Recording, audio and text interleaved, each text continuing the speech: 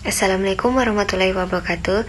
Perkenalkan, saya Dia Kristina dengan NIM 230500612 dari Prodi Farmasi kelas 1. Di sini saya akan mempresentasikan topik terkait narkotika dan psikotropika. Namun, sebelum kita lanjut, mari kita bahas terlebih dahulu apa itu narkotik dan apa itu psikotropika. Narkotika sendiri adalah zat atau obat yang berasal dari tanaman atau bukan tanaman, baik sintesis maupun semi-sintesis, yang dapat menyebabkan penurunan atau perubahan kesadaran, hilangnya rasa, mengurangi sampai menghilangkan rasa nyeri yang dapat menimbulkan ketergantungan.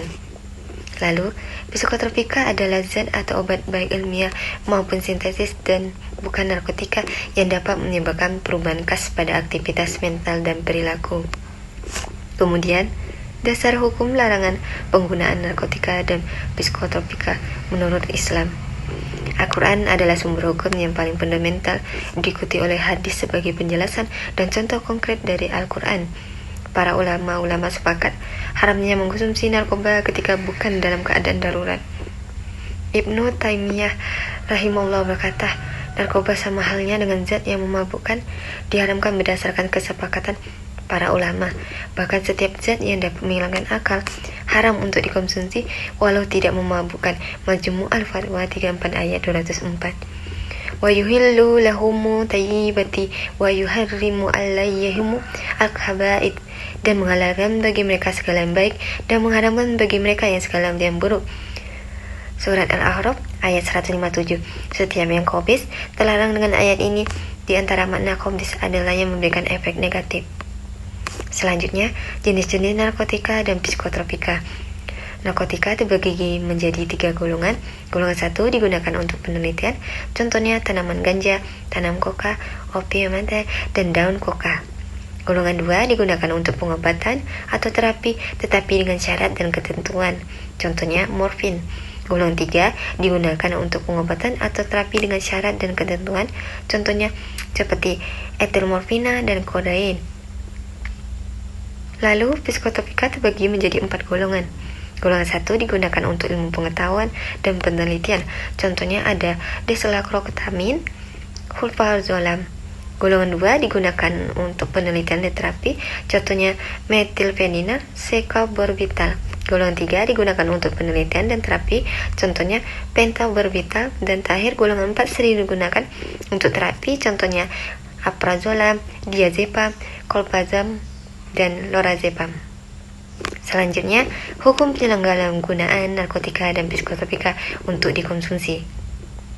Dalam kasus narkoba terdapat berbagai aturan perundang-undang seperti Undang-Undang Nomor 35 Tahun 2009 tentang narkotika dan Konvensi PBB tentang narkoba dan obat-obatan terlarang, yang semuanya untuk menekan angka penyalahgunaan dan peredaran narkoba.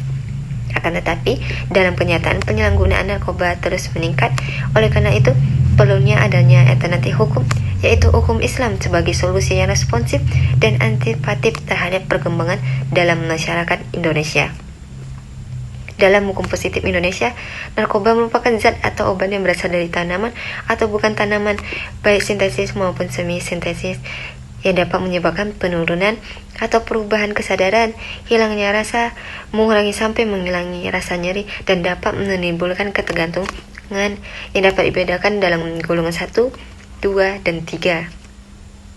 Konsep dasar narkoba dalam hukum Islam disadarkan pada Khamir dalam surah Al-Maidah ayat 90, yang dihukumkan haram untuk dikonsumsi.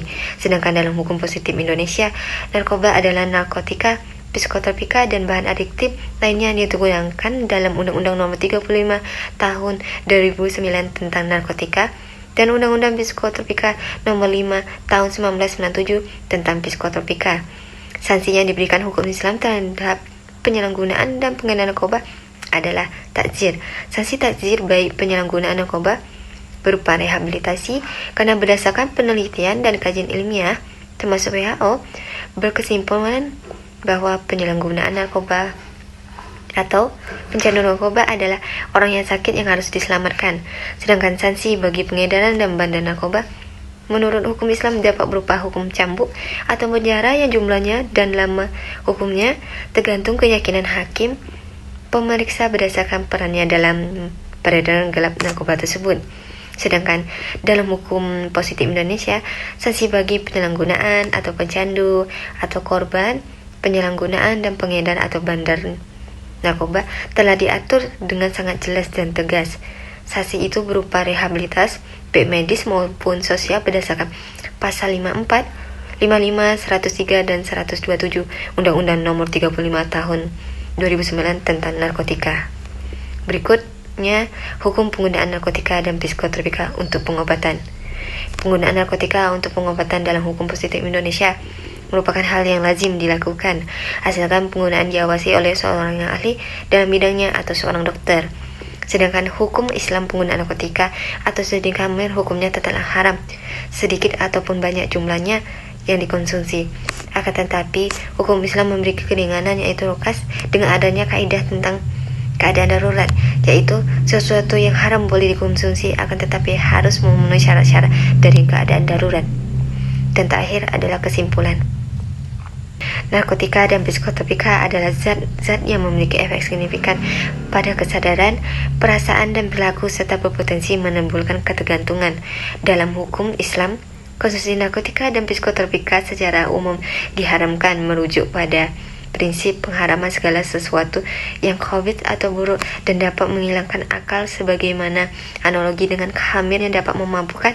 Namun dalam kondisi darurat dan di bawah pengawasan ahli, penggunaan untuk pengobatan dapat diberikan kelonggaran atau rukas. Baiklah, itulah presentasi saya. Sekian, terima kasih. Wassalamualaikum warahmatullahi wabarakatuh.